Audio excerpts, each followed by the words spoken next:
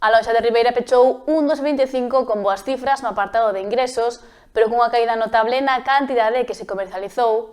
O xerente da RUL lamina con incerteza este ano que ven de comezar polos recortes fixados dende Bruxelas a especies clave como o lirio. O 2026 entrou con forza, aínda que hai empresas que están apurando as horas para facer o seu pecho do pasado ano. A lonxa de Ribeira foi unha delas, con xornadas de traballo nas que se incluíron as últimas vendas do día 31. O seu xerente, Fernando Carreira, fixo un balance deste 2025 que definiu de extraño. Que, a pesar de ter unha reducción no total de kilos facturados de primeira venta, tivemos un aumento considerable en canto a facturación total. É dicir, os precios aguantaron ben e incluso subiron en moitas das especies. O volumen de primeira venta acada ata os 43,5 millóns de euros en facturación, con 18 millóns de kilos aproximadamente. Cifras que se diferencian do pasado 2024 no apartado económico ao medrar en a cantidade de peixe e marisco comercializado ao descender. Unha subida de casi 3 millóns de euros en facturación é unha caída de 1,5 millón de euros. Principalmente pola nosa principal especie, que foi o lirio, que en volumen é a que máis importancia ten, que hai unha reducción considerable en canto ao lirio. E ademais do lirio, houve outras especies que protagonizaron as poxas neste xa pasado 2025. A sardiña.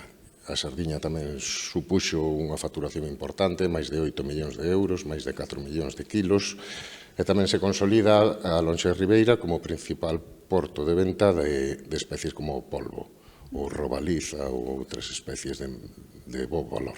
Mentres que os bivalvos tiveron unha presenza menor pola súa escaseza nos bancos marisqueiros. A meixa dounos aí unha sorpresiña positiva agora ao final de ano, sobre todo que a meixa babosa, que acadou boas valoracións, e os mariñeiros puderon traballar para estas datas de Nadal, que sempre é positivo, aínda que o contexto é de reducción nos últimos anos do que é toda a explotación marisqueira. O ourizo afianzouse na lonxa de Ribeira e a navalla registrou bons prezos medios. Neste 2025, a lonxa de Ribeira contou con profesionais que chegaron de diferentes puntos da ría e de fora dela para comercializar os seus peixes e mariscos. Sobre todo en pesca de baixura, nos non vendemos altura, somos a terceira lonxa a nivel galego en canto a volumen, pero a Coruña e Vigo venden peixe de importación e de outros lares.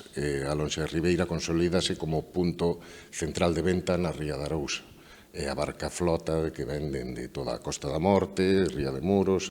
De cara ao presente ano, Carreira sinala que será complicado. Certidumbre total e moita preocupación, sobre todo porque nos afectan en especies principales. Unha reducción do 40% no lirio pode ser complicada para a flota de arrastre e tamén a cabala, que tamén afecta ao cerco, e vamos a ver como se desenrola a campaña, pero moi preocupados, tanto polos mariñeiros como os barcos, a súa rentabilidade, como para o propio traballo na lonxa.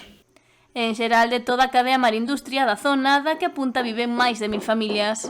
Está claro, a lonxa de Ribeira atrae flota de todo tipo, é principal para todos que todas as distintas flotas podan traballar ben. Moitas peixeiras acércanse a Ribeira porque veñen a buscar non só especies caras, sino tamén especies como os lirios, xurelos e outras. Entón, se houbera unha afectación moi grande en esas especies máis económicas, afectaría a toda a flota de alguma maneira. Pero, bueno, agardamos que se poda seguir traballando e vamos a ver cos repartos finais, que parece que ainda se pode mover algo, en que queda todo isto. As ventas de lirio xa caeron no 2025 e todo fai indicar que a principal especie que se comercializa na lonxa de Ribeira perderá peso neste 2026.